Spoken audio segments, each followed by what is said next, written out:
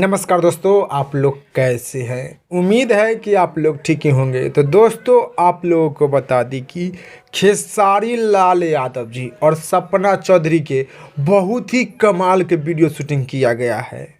खेसारी लाल यादव जी और सपना चौधरी के बहुत ही कमाल के वीडियो शूटिंग किया गया है। तो खेसारी लाल यादव जी और सपना चौधरी के बहुत ही अच्छा, बहुत ही बेहतरीन वीडियो आप लोग बहुत ही जल्द देखिएगा। तो खेसारी लाल यादव जी और सपना चौधरी के वीडियो के बारे में आप लोग क्या कहना चाहते हैं, आप लोग जरूर नीचे कमेंट बॉक्स में बताइएगा। खेसारी लाल यादव जी और सपना चौधरी के बहुत ही बेहतरीन वीडियो आ रहा बा, बहुत ही कमाल के वीडियो आ रहा बा। खेसारी लाल यादव जी और सपना चौधरी के वीडियो बहुत ही अच्छा, बहुत ही बेहतरीन से शूटिंग किया गया है।